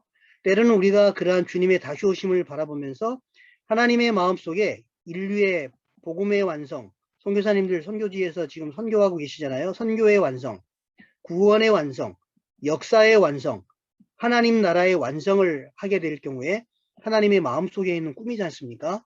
이러한 것이 이루어지는 그것들을 내가 개척하고자 하는 그런 대로를 놓고자 하는, 주님이 다시 오실 때 모든 게 완성이 되는데 주님의 다시 오심을 기억하고 생각하는 그러한 시온의 대로, 하나님께서 역사를 운행하고 계시는 예루살렘, 6,000년 동안 운행하시는 이 가시적으로 나타나 있는 예루살렘을 통해서 하나님이 역사하시는 그 역사를 이루어드리고자 하는 그런 마음, 그 시온을 향한 나의 마음, 하나님의 역사의 완성을 향한 나의 마음, 그 여러 의미가 시온의 대로라는 제목으로 압축이 되어 있습니다. 한번 나름대로 여러 의미를 생각하시고 스스로 한번 의미 부여를 해보시면 좋겠습니다. 그래서 에스겔 38장 12절에 세상 중앙이라고 했을 때 히브리어로는 타브르 하아레츠, 바로 그 땅이라고 지금 하아레츠, 그 땅이라고 표현하고 있죠. 타브르, 배꼽이라고 말할 수 있습니다. 땅의 배꼽, 우리 신체에서도 몸의 중심이 배꼽이잖아요. 원어에는 땅의 배꼽에 거주하는 백성이 바로 이스라엘, 예루살렘, 이렇게 성경은 표현하고 있습니다. 성경은 그렇게 표현하고 있습니다. 세상 역사가 아니라, 제가 아니라 성경이 그렇게 표현하고 있다. 이스라엘은 단순히 여러 나라 중에 하나라고 생각하시는 분들이 있습니다. 세계 선교지가 굉장히 전 세계적으로 여러 나라가 있지 않습니까? 유엔에서는 이제 200개 이상의 나라가 있다라고 얘기하고요. 좀 더 구체적으로는 260개 나라가 있다라고 언급하시는 분도 있지만요. 이스라엘을 어떻게 볼 것이냐? 단순히 여러 나라 중에 하나냐? 여러 선교 대상국 중에 하나냐? 이렇게 볼 수도 있을 겁니다. 그러나 성경은 그렇게 보고 있지 않습니다. 여러분이 잘 아시는 로마서 1장 16절 아시죠? 성경을 구약에서부터 시작해가지고 쭉 신약에까지 오는 계시록까지 보시게 되면 굉장히 큰 흐름이 있습니다. 저 뒤에서 일과에서 자세히 설명하겠지만요. 창세기 12장 1절로 3절에서 하나님이 아브라함을 선택하고 부르십니다. 한 민족을 만들기 위함이죠. 구체적으로는 이제 야곱에 이르러서 이스라엘로 이름이 바뀌면서 이스라엘 민족이 형성이 되겠고요. 그 이스라엘을 통해서 하나님께서는 이스라엘을 수단으로 해서 온 열방이 축복을 얻는 그런 계획을 갖고 계십니다. 일과에서 자세히 말씀드릴 겁니다. 근거 구절은 뭘까요? 또 내 씨로 말미암아, 창세기 22장 17, 18, 16, 18절에서도 이 말씀이 또 반복이 되는데, 내 씨로 말미암아 천하 만민이 복을 받으리라. 내 씨로 말미암아, 아브라함을 말하는 것이고 이어지는 이스라엘을 말하는 겁니다. 내 씨로 말미암아 천하 만민은 이방인이 되는 것이죠. 하나님은 하나님의 역사를 운행하실 때 크게 유대인과 이방인이라는 큰 덩어리를 사용하십니다. 신약에 가서 사도 바울이 뭐라고 얘기합니까? 내가 복음을 부끄러워하지 아니하노니 이 복음은 모든 믿는 자, 일단 전체를 언급합니다. 모든 믿는 자에게 구원을 주시는 하나님의 능력이 됨이라 하면서 두 개로 나눕니다. 첫째는 유대인에게요. 다음은 헬라인. 헬라인은 지금 이방인을 말하고 있는 거죠. 이방인의 대표죠. 첫째는 유대인이요. 다음은 헬라인이로다. 이 말이 깨달아졌으면 좋겠습니다. 제가 성경 공부를 하면서 어떤 분이 이렇게 얘기하더라고요. 제가 과거에 말했던 것과 비슷한 말을 했습니다. 아니, 성경을 믿는 자와 안 믿는 자로 나눠야 되는 거 아니냐. 맞는 말일까요? 틀린 말일까요? 네, 맞는 말입니다. 성경을 믿는 자와 안 믿는 자, 크리스찬과 넌 크리스찬. 예수님 십자가에 돌아가심으로 예수님을 믿는 자는 구원받는 자, 안 믿는 자는 구원받지 못하는 자. 이렇게 나눌 수도 있죠. 이것도 맞습니다. 하지만 구약에서부터 신약까지 관통하는 입체적으로 보실 수 있는 분이라면, 성경의 역사성을 가지고 큰 그림을 보실 수 있는 분이라면, 하나님의 구속의 계획 속에 하나님께서 이스라엘을 어떻게 보면 참 좀 우월적인 것 같고 하지만 절대 그렇지 않습니다. 이거는 차등적인 게 아니고요. 역할에 대한 겁니다. 역할. 우선순위와 역할에 대한 거고 전혀 차별이 있는 게 아닙니다. 사도 바울이 로마서 10장에서 차별이 없느니라고 분명히 언급했어요. 유대인과 이방인 분명히 차별이 없다. 하지만 역할과 우선순위와 시간 순서에 있어서는 차이가 있습니다. 그래서 이스라엘을 수단으로 하여 천하만민이 복을 얻게 하시겠다라는 역사의 큰 두 덩어리는 계속 흘러가고 있다는 것을 분명히 알고 계셔야 됩니다. 이런 말이 생소할지 모르지만 성경은 그렇게 얘기하고 있습니다. 왜 이곳에 이스라엘을 두셨을까요? 라는 질문을 한번 드려보겠습니다. 왜 이스라엘을 이곳에 두셨을까요? 자, 이스라엘이 여기에 있습니다. 지리를 한번 보겠습니다. 아시아, 아프리카, 유럽, 이 세 대륙이 만나는 지점에 이스라엘이 와 있습니다. 참고로 저는 지금 일과 들어가기 전에 소론을 총론격으로 얘기를 하고 있는 것이고요. 시간이 많지 않기 때문에 쉬는 시간 없이 쭉 진행을 합니다. 필요하시면 화장실을 다녀오셔도 되고요. 쭉 진행되는 동안에 무엇을 관심을 두셔야 되냐면, 서론에서는 큰 그림을 잡는 그런 오리엔테이션 하는 시간으로 지금 잡으시면 되겠습니다. 이스라엘 7이 요 지점입니다. 이 이스라엘인데 왜 하나님께서는 굳이 지도를 한번 그려볼까요? 여기 유프라테스 강, 티그리스 강이 있고 갈대아 우르에서 이런 식으로 해서 하란 땅을 거쳐서 이스라엘로, 가나안 땅으로 아브라함을 데려왔습니다. 사실 창세기 12장이 있기 전까지는 유대인과 이방인의 구별이 없습니다. 맞습니까? 창세기 12장에 아브라함을 부른 뒤로 유대인과 이방인의 구분이 생겨납니다. 하나님께서는 노아의 홍수, 이때 한번 한탄하시고 다 쓸어버리셨죠. 창세기 11장에 가게 되면 바벨론 포로, 바벨탑 사건을 하면서 또 하나님께 흩으셨죠. 이런 것들을 나온 다음에 하나님께서 정말 한 사람을 택해서 새로운 역사를 쓰시기로 작정하셨습니다. 그게 아브라함이었고 그를 통해 나온 민족이 이스라엘입니다. 하나의 어떤 샘플 민족, 제사장 민족을 하나 만들게 되신 거죠. 그리고 그 이스라엘을 통하여서 온 세상 열방이 복을 얻도록 하는 계획을 갖고 계신 게 하나님의 플랜입니다. 플랜 B가 없습니다. 플랜 B는 이스라엘을 통해서 온 열방이 구원을 받게 하시는 것이고, 그 이스라엘의 역할은 지금도 없어지지 않았다는 걸 저 뒤에 가해서 성경을 통해서 근거를 들어 말씀드리겠습니다. 성경에 보시면 이것이 곧 예루살렘이라 내가 그를 이방인 가운데 두어 나라들이 둘러있게 하였다. 에레미야 5장 5절에 예루살렘을 이렇게 이방인들 가운데 두어서 여러 나라들이 둘러있게 하였다. 왜 이렇게 하셨을까요? 왜 이렇게 하셨을까요? 이 지역은 지리적으로 보시면 누구나가 아실 수 있으실 겁니다. 전부 다 아주 전쟁터가 될 수 있는, 아프리카에 있는 어떤 대제국을 꿈꾸는 사람이 아시아나 유럽으로 가려면 여기를 거쳐야 되겠죠. 유럽에 있는 사람이 아시아를 점령하고 아프리카를 가려면 요를 거쳐야 되겠죠. 아시아도 마찬가지일 겁니다. 왜 하나님은 이스라엘을 굳이 아브라함을 이 땅에 데려다가 거기에 있게 하셨을까요? 질문 한번 드려보겠습니다.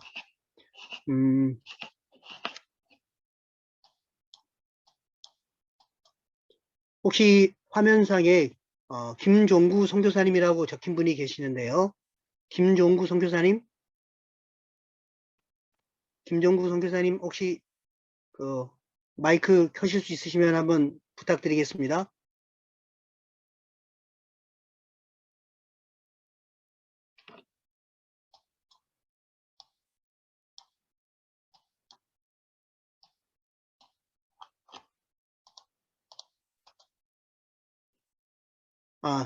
화면이 보이시는 선교사님 여쭤보겠습니다. 강성훈 선교사님. 강성훈 선교사님. 네, 네, 감사합니다. 참여해 주셔서 감사하고요. 왜 하나님께서는 갈대아 우르에서 굳이 이 가나안 땅, 유럽과 아시아와 아프리카의 그 전쟁의 중심이 될 수 있는 요 지역에 하나님께서는 이스라엘을, 아브라함을 두셨을까요? 혹시 어떻게 생각하십니까? 그 갈대아 우르라는 것은 그 우상이 그 번창한 그런 곳이기 때문에 하나님께서 일부러 그 죄인을 구원하신다는 그런 어떤 것 때문에 아브라함 그 갈대아 우르에서 한 인물을 선택하셔야 되기 때문에 네네. 아브라함을 선택한 것이 아닌가라는 생각을 가지고 있습니다.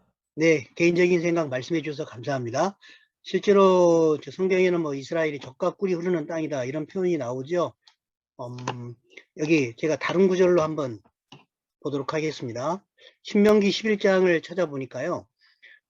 하나님 여호와께서 돌보아 주시는 땅이라고 언급을 하면서 쇠초부터 쇠말까지 여호와의 눈이 항상 그 위에 있는 땅이다. 이런 표현을 쓰고 있습니다. 저는 이 구절이 굉장히 마음에 방금 제가 드린 질문에 대해서 제 스스로가 답할 때 이 구절을 생각을 하게 됐습니다. 말씀하신 김에 한번 구절도 읽어 주시겠습니까?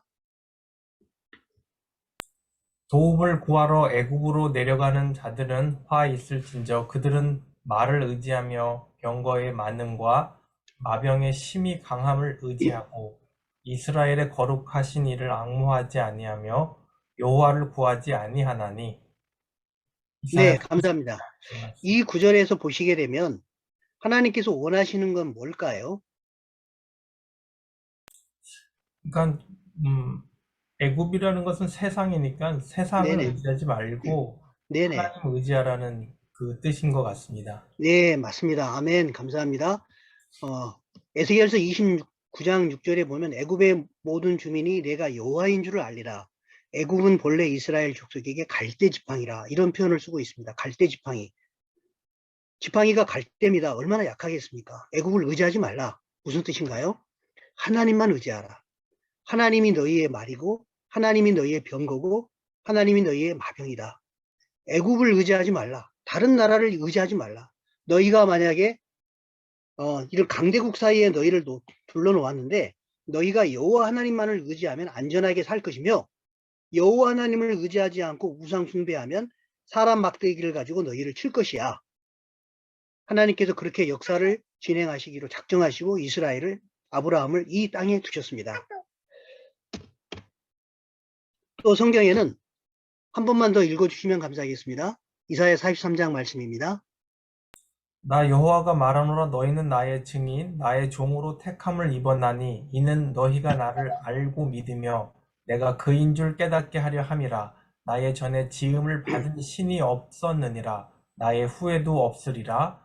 나 곧 나 여호와라. 나 외에 구원자가 없느니라. 아멘. 네, 여기에서 하나님께서는 이스라엘을 뭘로 택했다라고 언급을 하고 있나요? 증인과 종으로요. 네, 특별히 저는 이 증인이라는 단어가 굉장히 중요한 단어라고 생각을 합니다. 하나님께서는 이스라엘을 선택을 하셨는데 이스라엘을 통해서 이스라엘이 뭐 우월해서 이스라엘이 잘나서가 아닙니다. 신명기 7장에 보면 이스라엘은 지극히 작은 민족이라고 얘기를 하고 있고요. 하나님께서 그 열조에게 행하신 약속을 지키기 위해서 사랑하기 때문에 너희를 그냥 선택했다 이런 표현을 쓰거든요. 대단해서 선택한 게 아니라 정말 작은 자기 때문에 작은 민족이라서 선택했다는 표현을 굳이 사용하고 계시고요. 신명기 7장 7절에서 이사야 선지자는 강조하기를 이스라엘 너희는 나의 증인이다. 하나님의 일하시는 손을 증거하기 위해서 온 열방에 하나님이 어떤 분이라는 것을 드러내기 위해서 하나님이 너희를 굳이 선택했다. 나의 종이다. 또는 나의 눈동자다. 너희는 나의 장자다. 너희는 나와 결혼한 신부다. 너희 땅과 내가 결혼했다 하면서 이스라엘의 시, 이스라엘의 땅 다 연결되어 있습니다. 그래서 이러한 성경에 언급되고 있는 이스라엘에 대한 표현이 무엇인지를 한번 눈여겨보시고요. 이러한 것에 대해서 좀 더 눈을 열어서 보실 수 있기를 축복을 드립니다. 근데 이렇게 증인으로 종으로 택함을 이은 이유가 뭐냐면 나 외에 여호와 외에 구원자가 없음을 알게 하기 위해서 나의 전에 지음을 받은 신이 없기 참 신이 바로 하나님이라는 것을 증거하기 위해서 하나님이 굳이 이스라엘을 선택했다라고 성경은 언급하고 있습니다. 역사적으로 한 가지 이런 예화를 들어드리겠습니다. 실제 있었던 이스라엘 나의 택한 백성이라는 그런 책에서 제가 이 내용을 읽다가 나도 그렇게 생각했는데 똑같은 생각을 하는 사람들이 있었구나라는 생각을 하고 놀랐습니다. 프레데릭 대왕이라고 프로이스네요. 하나님의 존재에 대한 증거를 보여봐라. 이렇게 아주 경건한 지텐이라는 신하에게 질문을 했다고 합니다. 갑자기 궁금했나 보죠. 지텐, 하나님이 살아계신다고 하는 것에 대한 증거를 보여봐라. 그러자 지텐이 잠깐 묵도하면서 생각하다가 이렇게 말했다고 합니다. 폐하, 유대민족입니다. 이렇게 대답을 했다 그래요. 다른 말로 하게 되면 폐하, 이스라엘을 보면 압니다. 이런 뜻입니다. 폐하, 이스라엘을 보면 압니다. 지금 이 시기는 이스라엘이라고 하는 나라가 없어진 상황이죠. 이스라엘이라는 나라가 존재하지 않은 상황인데 이스라엘을 보면 압니다. 네, 요 표현은 정말 저는 제가 이스라엘을 공부하고 나고 이스라엘을 눈이 열리고 나서 이 고백을 저도 하게 됐습니다. 신학교에 가게 되면 성경이 사실이다. 성경의 무오론, 신학적으로 공부를 하지요. 또는 하나님의 존재론 이런 거에 대해서도 언급을 신학적으로 뭔가 표현하려고 하지요. 그런데 저는 이제 이스라엘을 공부하고 알게도 깨닫고 난 다음에 이런 표현을 쓰게 됐습니다. 지텐이 말한 것처럼 이스라엘을 보면 하나님이 존재한다는 사실. 성경이 정말 1.1에 틀리지 않은 하나님의 진리의 말씀이라는 사실, 오류가 없는 하나님의 말씀이라는 사실, 이스라엘을 보면 합니다. 이스라엘을 보면 하나님이 살아계십니다. 하나님이 역사를 다스리십니다. 성경이 정말 사실입니다. 이것을 증거하고 있는 게 이스라엘이다라고 저는 확신하게 되고, 또한 로마서 1장 20절 말씀 아시죠? 천지 만물 얼마나 놀랍습니까? 정말 이 우주 만물, 우리 주변에 보이는 산과 바다와 나무와 눈과 많은 것들을 보게 되면 사도 바울이 말한 대로 하나님의 살아계심을 부인할 수 없지요. 사도 바울이 쓰는 표현이 뭡니까? 천지 만물에 하나님의 능력과 신성이 분명히 보여 알게 되나니 저희가 핑계할 수 없느니라. 아멘입니다. 자연 만물을 보면요, 핑계할 수 없습니다. 그래서 어떤 분은 자연 만물은, 천지 만물은 하나님의 지문이다. 이렇게 표현합니다. 하나님의 지문이다. 자연마다 하나님의 지문이 찍혀 있다. 하나님을 발견할 수 있으셔야죠. 맞습니다. 자연을 보면 핑계할 수 없도록 하나님이 만드셨습니다. 또 하나, 자연 만물과 더불어서 역사 속에서 하나님께서 예언을 성취해 가시면서 하나님을 증거하시는 하나의 증인으로서 이스라엘을 선택했다 그랬는데, 역사 속에 성경의 역사와 오늘날의 역사까지 그 이스라엘을 볼 때 이스라엘은 하나님의 살아계심과 성경이 사실임을 증명하는 그러한 증인이다라고 말을 할 수가 있다라는 겁니다. 성경에 보면은요, 저는 그걸 확신하게 됩니다. 여러분도 아마 저하고 눈이 열리시게 되면 저와 같은 고백을 하시지 않을까 그런 생각을 합니다. 에스겔 36장 38절에 가시게 되면 그리한즉 그들이 나를 여호와인 줄 알리라. 이게 지금 무슨 말이냐면요, 에스겔서에 보게 되면 이 표현이 계속 반복해서 나옵니다. 내가 여호와인 줄을 알리라. 이게 한 59번 정도 나오거든요. 좀 더 비슷한 표현까지 제가 일일이 에스겔서를 읽어보면서 세어보니까 69번 나왔습니다. 비슷한 표현 합치면. 그러나 이런 류의 표현은 59번이 반복되는데, 반복해서 강조한다는 것은 뭘까요? 반복해서 강조한다는 것은 그 정도로 중요하다는 걸 말하고 있겠죠. 이 내용이 지금 에스겔서에 나오는 내용들은 뭐냐면, 이스라엘이 역사 속에서 회복이 될 것이다. 이스라엘은 하나님께서 신명기에 보게 되면 이스라엘이 가나안에 들어가기 전부터 어떤 약속을 해주시냐면, 너희들이 우상 숭배하고 나를 거역하게 되면 다른 나라가 와서 너희를 치게 될 것이고 너희가 흩어지게 될 것이다. 신명기 4장에 보면 이런 내용이 나옵니다. 하지만 끝날에 너희가 다시 모아서 너희를 회복하게 될 것이다. 이런 말을 하게 됩니다.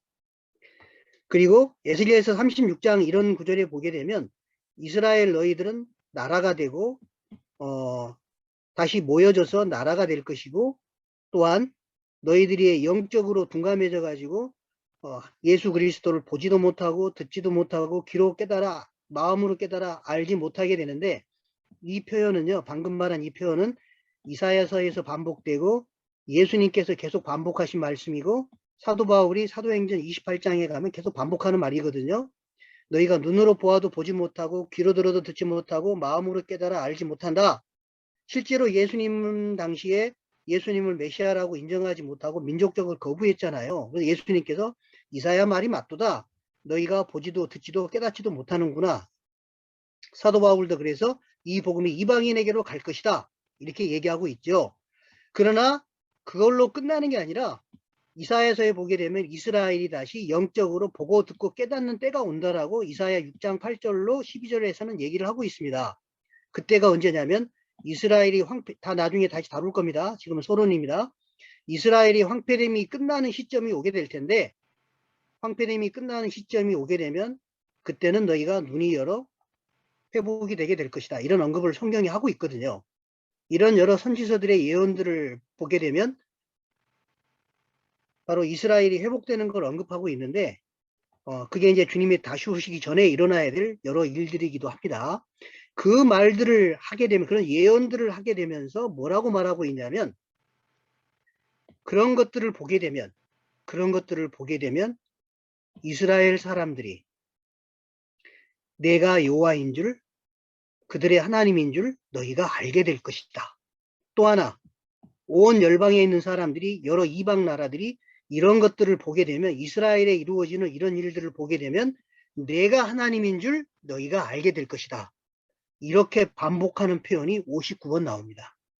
한번 에스겔서를 처음부터 끝까지 제가 말씀드린 내용을 생각하시면서 읽어보십시오. 성경이 그렇게 언급을 하고 있습니다.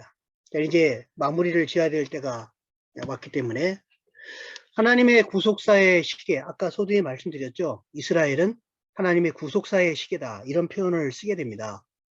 혹시 자다가 깨어가지고 몇 시인지 보려면 어떻게 하시면 됩니까? 새벽에 깜깜한데 일어나가지고 몇 시야 하고 보시려면 어떻게 하시면 돼요?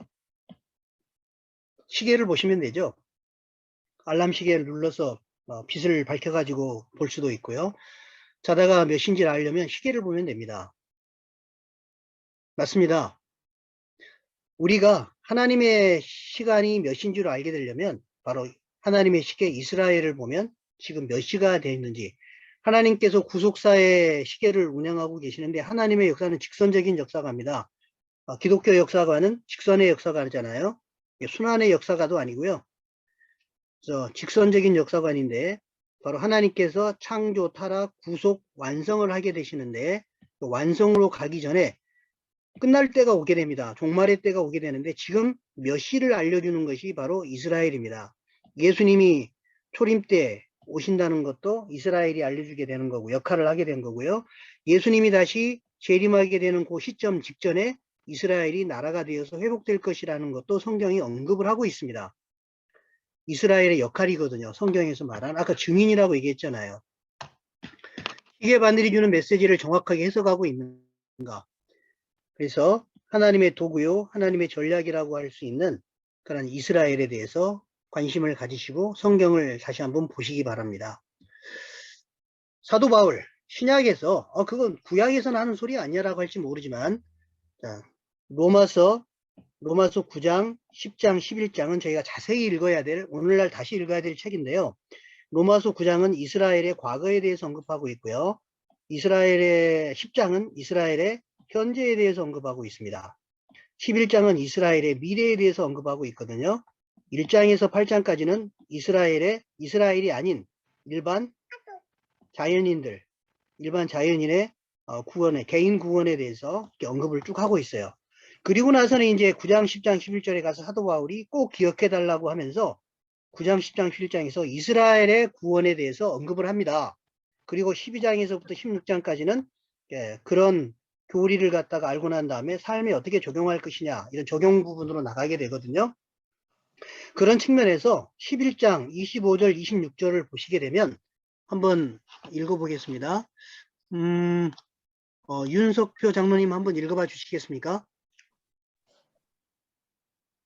형제들아 너희가 스스로 지혜 있다 함을 명키 위하여 이 비밀을 너희가 모르기를 내가 원치 아니하노니 이 비밀은 이방인의 충만한 수가 들어오기까지 이스라엘의 덜어는 완악하게 된 것이라. 그리하여 온 이스라엘이 구원을 얻으리라. 예, 로마서는요, 로마에 있는 형제들에게 사도 바울이 자신의 사도됨을 알리기 위해서 또 로마 교회는 사도 바울이 세운 교회가 아니죠. 그러다 보니까 복음에 대해서 자세하게 이렇게 교리적으로 설명을 하면서, 그리고 이스라엘의 구원에 대해서도 너희가 등한시하지 않기를 바란다라는 그 메시지를 하기 위해서 1장에서 8장까지 쭉 언급을 하고, 그리고 나서 9시 11장에 대해서는 이스라엘에 대해서 언급을 합니다. 그 배경에 대해서는 제가 나중에 좀 더 자세하게 왜 그런 언급을 할 수밖에 없었는지, 글라우디우스 황제와 네로 황제 그 시대의 배경을 알아야 되거든요. 뒤에 얘기하도록 하겠습니다. 어쨌든 로마 형제들에게, 형제들아, 이방교회 형제들이 지금 있는 거죠. 그 다음에 유대인들 형제들도 있고요. 형제들아 너희가 스스로 지혜에 있다함을 면키 위하여 이 비밀, 헬라어로는 미스테리온이라고 얘기하고 있습니다. 영어에 시크릿이 아닙니다. 영어 표현으로 굳이 하게 되면 미스테리입니다. 미스테리, 신비. 그래서 헬라어로 비슷하게 미스테리에 비슷한 말 미스테리온이죠. 이 비밀은 신약 성경에 보면 비밀이라는 단어가 몇 군데 나오는데 예수 그리스도가 비밀이라고 얘기하고 있죠. 또한 부활도 비밀이다, 교회가 비밀이다, 또는 유대인과 이방인이 하나가 되는 것이 바로 또 비밀이다, 이런 내용들을 언급을 하고 있는데, 그 중에 또 하나 로마서에서 사도 바울이 그 단어, 미스테리온이라는 단어를 사용합니다. 시크릿이 아닙니다. 시크릿을 사용할 때가 있고 미스테리온을 사용할 때가 있습니다. 이 비밀, 오늘날 성경에는 이제 신비라고 번역이 되어 있죠. 이 신비를 너희가 모르기를 원치 아니하노니인데, 요 미스테리온은, 시크릿은 뭐예요? 이렇게 제가 보여주면서 감추고 있다가 싹 보여주면서 이거야 라고 보여주면 그거구나 라고 알 수 있는 거지만, 요 미스테리온이라고 하는 것은 보여줘도 볼 수 없는 겁니다. 눈에 봐도 보지 못하는 거. 하나님께서 열어주시고 풀어주실 때 알 수 있는 거. 때가 되어서 나타나서 알 수 있는 거. 네. 예수님께서 2000년 전에 유대 땅에 오셔가지고 복음을 전할 때 어떤 제자들에게는 눈이 열려서 예수님이 메시아라는 게 보였죠. 하지만 대제사장이라든가 서기관이라든가 바리새인들 눈에는 예수님이 메시아라는 게 안 보였습니다. 그들에게는 눈에 가리워진 것이죠. 이런 현상이 미스테리온입니다. 하나님께서 눈을 열어주셔야 알 수 있는. 자, 이 비밀을 너희가 모르기를 내가 원치 아니하노니, 이 비밀은 여기에 2000년의 시간이 들어있습니다. 이 짧은 구절에 2000년이 들어있습니다. 이 비밀은 이방인의 충만한 수가 들어오기까지. 한번 시간표를 그려볼까요? 창세기 12장에서 아브라함을 선택했습니다. 이때가 몇 년입니까?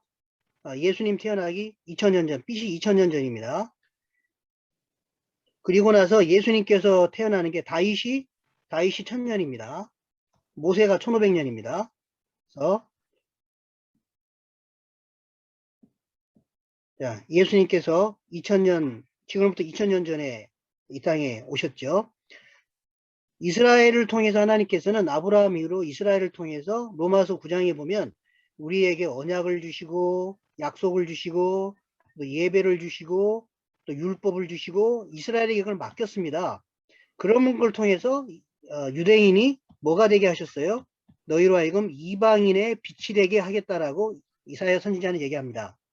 이방인의 빛이 되는 역할을 제사장 나라가 되게 하겠다고 신명기 출애굽기 19장에서 분명히 얘기하죠. 너희가 내 말에 순종하면 제사장 나라가 된다.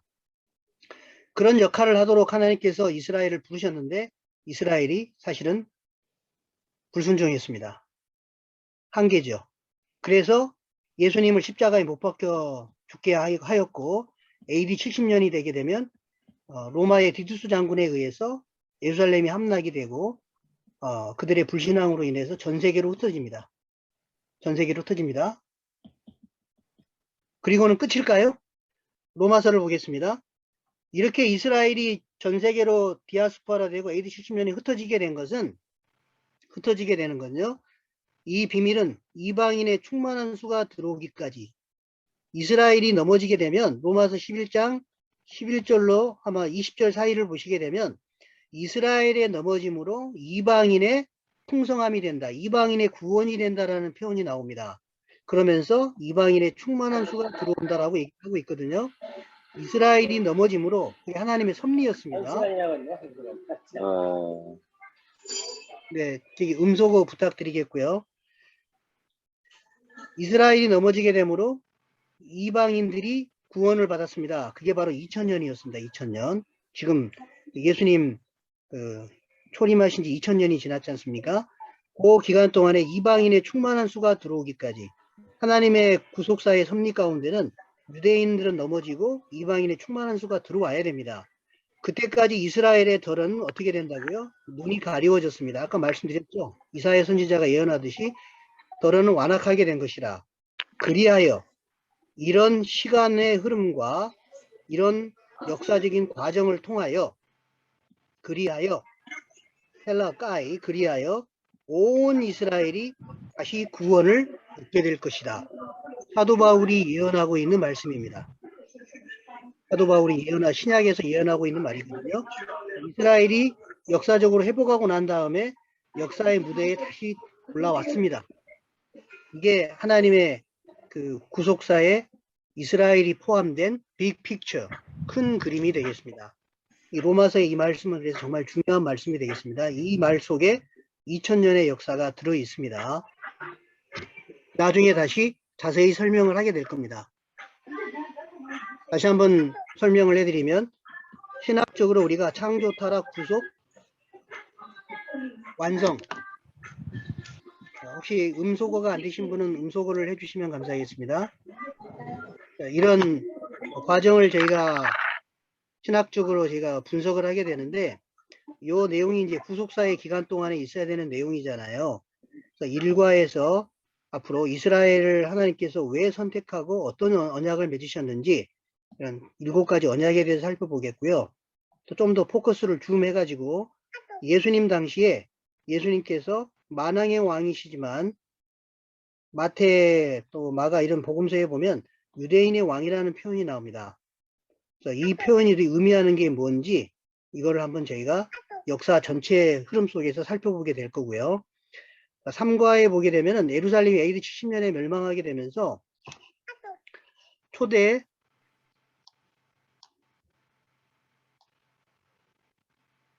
초대교회의 역사에 대해서 한번 살펴보겠고 그때 AD 70년에 이스라엘이 디아스포라 되는데 디아스포라 된 상황에서 이스라엘은 어떤 역사를 겪게 되는지 역사의 무대에서 이 중요합니다. 이 표가요. 역사의 무대에서 사라졌습니다. 점선으로 표시를 했고요. 그렇지만 1948년에 이스라엘이라는 나라가 건국이 됐어요. 독립을 했습니다. 이 이스라엘이 성경에서 말한 이스라엘인가? 이런 질문을 할 수도 있겠죠. 다음 시간에 설명해 드리겠습니다. 4과에서는 이스라엘의 회복과 예언의 성취, 구약 성경에서 선지자들이 말하고 있는 예언 가운데 이스라엘은 어떤 예언을 하고 계시는가? 초림에 관계된 예언, 재림에 관계된 봉우리의 예언에 대해서 한번 언급을 하고 역사 속에서 그 예언들이 하나하나 성취돼 가고 있는 것들을 한번 살펴보겠습니다. 그리고 우리가 고대하는 다시 오실 예수님, 만왕의 왕, 다시 오실 만왕의 왕께서 어떤 조건이 이루어졌을 때 오신다라고 말씀하셨는지, 그때와 그 시는 아무도 모릅니다. 아버지께서만 아시죠. 알면 이단입니다. 그러나 하나님께서, 예수님께서 그때와 시는 모르지만 그 징조에 대해서는 우리에게 알려주셨습니다. 그래서 그런 징조들이 어떤 것인지를 한번 살펴보겠고, 그런 다시 오시는 주님을 예비하기 위해서 이방 교회는 어떤 역할을 해야 되는가, 이스라엘 또한 어떤 역할을 해야 되는가, 이런 것들을 살펴보면서 오화가 정리가 되겠습니다. 결국은 언약의 완성, 복음의 완성, 선교의 완성, 역사의 완성, 하나님 나라의 완성이라는 그 완성을 향해 가는 그 거대한 그림을 마무리 짓게 되겠습니다. 여기에서 알아야 될 중요한 표현이죠. 아까도 얘기했습니다. 창세기 12장 1절, 내 씨로 말미암아 천하 만민이 복을 얻을 것이다. 색깔로 구별해 보세요. 내 씨로 말미암아, 이스라엘입니다. 아브라함과 이어지는 이스라엘, 그 내 씨로 말미암아, 이방이 빛을 삼는다 그랬죠. 천하 만민, 파란색입니다. 이 파란색입니다.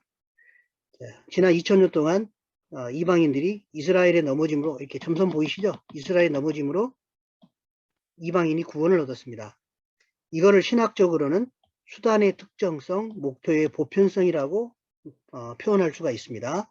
이스라엘이라고 하는 수단을 통해서 하나님이 온 천하 이방을 구원하시기를 기뻐하신 게 하나님의 플랜입니다. 잠깐만. 그래서 목표의 보편성, 하나님이 이걸 이루시기 원해요. 그렇다고 해서 우리 이방인이 차등적이냐? 그건 절대 아니라고 말씀드렸습니다. 하나님의 구속 계획의 전략입니다. 전략이고 우선순위입니다. 그런 맥락에서 유대인과 이방인의 구분이 성경에 있다라는 거, 그걸 한번 봐주시면 좋겠고요. 네, 바로 로마서 말씀이 이렇게 진행이 됩니다. 스크린 나가면 되지 뭐. 스스로 지혜 있다면서 모르기를 원치 않는다. 너희는 꼭 알아야 된다. 나 오전에 약속 안 잡았어. 어떻게 될지 몰라서. 음소거를 해주시면 감사하겠습니다. 지금 전화 통화하는 목소리가 들리고 있군요. 감사합니다. 그래서 이방인의 충만한 수가 그래? 파란색이 되겠습니다. 파란색. 그럼 연락하면 준비하고 있다가 자기에서 양재에서 오나 뭐 여기서 가나 비슷할 것 같은데. 네. 전철 타고 나가서 만나면 돼. 그건 그러면 기차표 예약 안 해도 이방인의 충만한 수가 들어오기까지 여기 보시죠. 이 점선으로 되어 있는 이 부분은 이스라엘에 들어가 우준하게 되는 것을 표현하는 성경 구절의 부분입니다. 그리고 오늘날 이스라엘에 가게 되면 많은 믿는 성도들이 현재 3만여 명의 성도들이 믿는 유대인들이 나타나고 있고요. 300여 개의 교회가 지금 이스라엘에 존재하고 있습니다. 이스라엘에서 유대인들이 지금 구원이 굉장히 급속도로 증가하고 있다는 사실, 때가 된 거죠. 그리하여 온 이스라엘이 구원을 얻으리라. 이 내용이 로마서 11장에 예언된 내용이 되겠습니다. 이런 큰 그림을 여러분들이 아시고 성경을 다시 읽으셔야 된다는 것을 강조해 드리고 싶은 겁니다. 나중에 한번 언급을 하겠지만요. 제가 이스라엘에 가서 깜짝 놀란 게 있어요. 이게 지금 우리나라 벚꽃, 살구나무하고 비슷하게 생긴 꽃인데요. 이게 아몬드 추리입니다. 아몬드 추리. 에레미야서 1장에 가게 되면은 쇼케드라고 나온 이게 있거든요. 그게 우리나라 성경에는 살구나무로 번역이 되어 있는데 에레미야 네가 지금 뭘 보느냐 그러니까 네 살구나무를 봅니다라고 했지만 실질적으로는 살구나무가 아니라 아몬드 추리거든요. 원어에는 샤케드. 그래서 가장 먼저 이스라엘에서 꽃이 피는 게 아몬드 나무라 그래요. 그런데 가장 나중에 열매가 있는 나무가 바로 아몬드 나무라고 합니다. 이스라엘 가서 이 사실을 알았을 때 아주 전율이 일었습니다. 이스라엘, 하나님의 구원의 경륜 가운데 가장 먼저 선택이 됐죠. 아브라함, 다윗, 예수님에 이르기까지 이게 이스라엘이 하는 역할이 있습니다. 가장 먼저 꽃을 피웠어요. 그런데 이스라엘이 사라집니다. 역사의 무대에서. 그리고 이방인들이 구원을 얻습니다. 그렇지만 이방인이 모든 걸 다 차지한 게 아니에요. 이스라엘의 역할을 대신한 게 아닙니다.